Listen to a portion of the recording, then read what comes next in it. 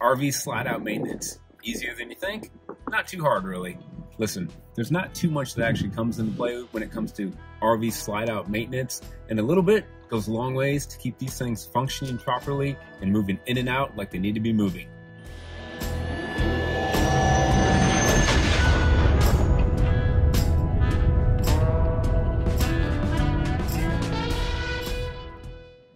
First things first, and what seems to be the big mystery when it comes to slide out maintenance, and that is these little guys right here, the D-seals, the sweeps, the rubber flaps on these slide outs. The big mystery is, what do I put on these to condition them, take care of them, if anything? Well, with us, Grand Design will actually tell you that nothing is actually required to go on these to maintain them and preserve them. But for my money, I've seen them destroyed over time from the sun. So what I like to do is use Aerospace 303 on them. It's a UV protectant. I like to put it on all the rubber outside of the RV. I use it inside my truck, on the dash, and things like that. And I see a lot of people just applying it on here really thick. And the first thing that you should really do with Aerospace 303 is actually clean the surface first. It's great if you're washing the rig, you can wash them down with soap and water and everything like that. But honestly, just taking a damp rag and wiping them down, getting the loose dirt and sand off before you apply the 303 is always a good idea.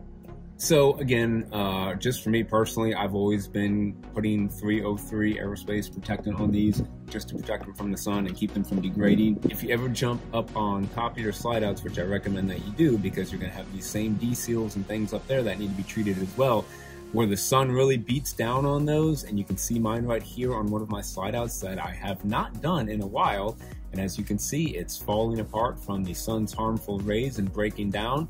I've had to replace these D-seals before. It's not a difficult job. We'll put a link to that video up here and down in the video description, and you can see the process of replacing this material. It's not very hard to do. I will recommend that you probably use silicone, even though I'm not the biggest fan of that. Too many sealants like ProFlex RV and Lexel do not bond well to rubber and will not stick to it. So this is the one time I actually use silicone bead to seal that up. Now, a lot of people also do the baby powder and a sock trick to kind of powder these up to keep them moving when you bring your slide outs in and out. That's fine. It's really not going to hurt anything. I've never had to do that. These little sweeps right here, I've always moved in and out, no problem. And again, the only thing I've really ever put on them is that 303 protectant. And again, you can see what happens if you don't use some kind of treatment. And another product of that, a friend of mine who owns a actual RV repair shop out in California, he recommends using the Thetford product, the Thetford foam slide out treatment, which you can also put those on there to condition those as well. Okay guys, next up, jumping underneath the slide outs here. We got three main types of slide outs usually on these rigs. You have your Schwin Tech slide out, which we'll talk about in a minute. Then you have your rack and pinion slide out like this. These can either be hydraulic or electric. We have hydraulic. And then you have a cable driven slide out, which I've never actually had, but I'm pretty sure the maintenance on that is going to be pretty simple, as is with most of these. And there's usually one product that you can use to kind of take care of everything underneath there, and that's going to be Boeshield T9. It's a rust and corrosion prevention lubricant. It's a dry lube. What I like to do down here, and you can spray Boeshield T9 actually along your whole frame to protect it from rust and corrosion. But not only does it do that, it is also a very well dry lube to keep everything underneath here working very well. And what you usually want to do is spray it along this part of the rack and pinion drive right here. I like to spray some up in here. In the end, I like to wipe it all down. Now, just like the Aerospace 303, this is something you want to do after you have cleaned things first. Again, this is no good if it's already covered in dirt and dust and grime, and then you're trying to lube it up, or you're trying to, spray it on to protect it from corrosion and things like that. You need to clean everything first.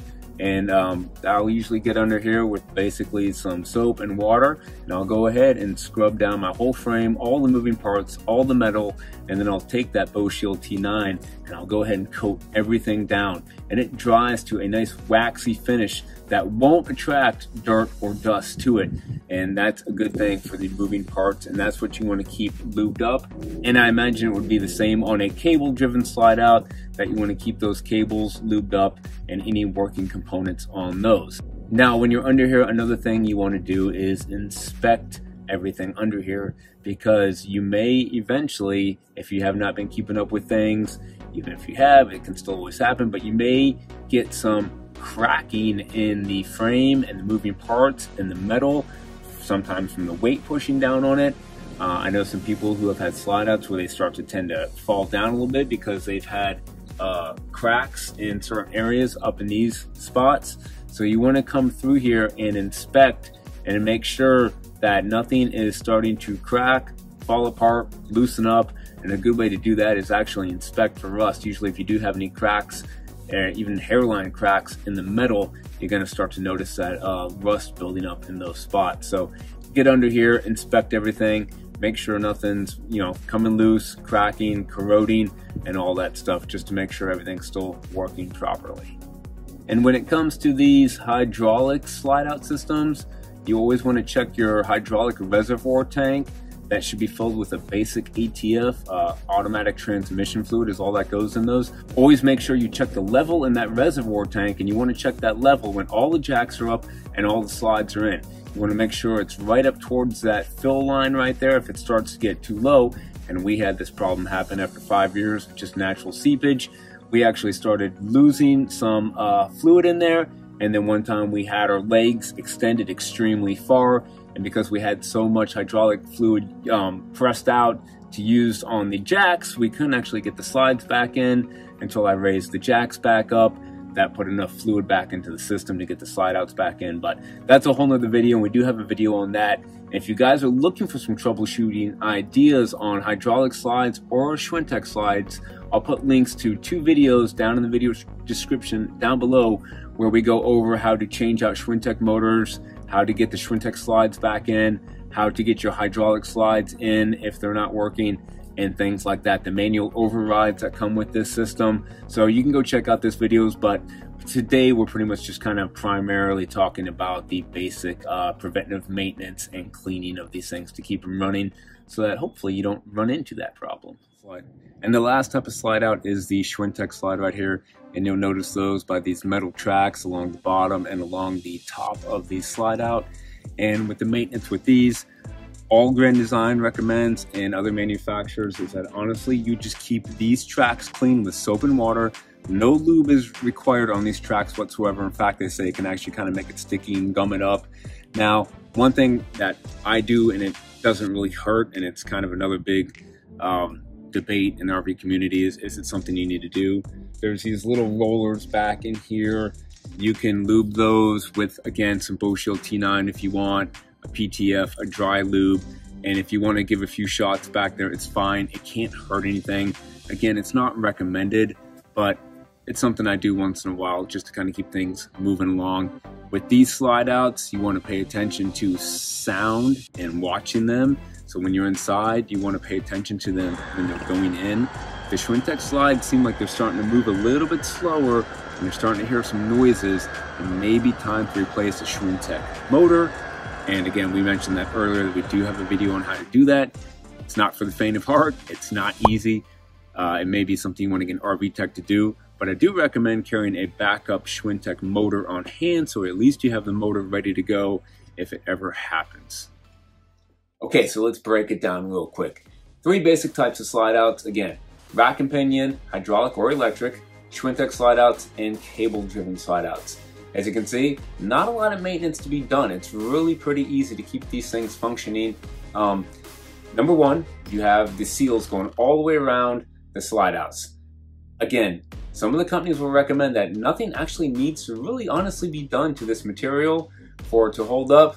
I differ on that opinion because, as you can see, and I showed you some footage of mine falling apart, so I do prefer that you use some kind of UV protectant on it, and I've just been using the Aerospace 303 UV protectant for a long time, been really happy with that. There's other ones out there, any of them will work, any of them are fine. And the baby powder trick, some people do it, I've never needed to. My seals and flaps, sweeps, they always move just fine with the slide outs coming in and out. Number 2, getting underneath the slide out. That's where some of the big problems are going to happen. Get under there, inspect. Inspect for cracks, rust, corrosion, anything that looks out of place, anything falling apart. it's pretty easy to see if you're having some sort of problem under there that needs to be addressed. Next, making sure things are properly lubed under there with a dry lube that's not going to attract dust and dirt on the moving parts, as well as I recommend all the metal underneath there, as well as your frame while you're at it, protecting it with a good rust and corrosion protection product like the Boeshield T9. And lastly, just pay attention to them coming in and out, using your eyes and your ears, listening for sounds, watching the speed. If they're starting to slow down, if they're starting to make noises, that's when it's time to investigate further and see what's going on. Now, if you're having a problem with your slide outs, again, we have a couple videos down below on how to troubleshoot some of them and how to possibly fix them and hopefully help you guys out with that. As always, guys, hope the video helped you out, and we will see you next week.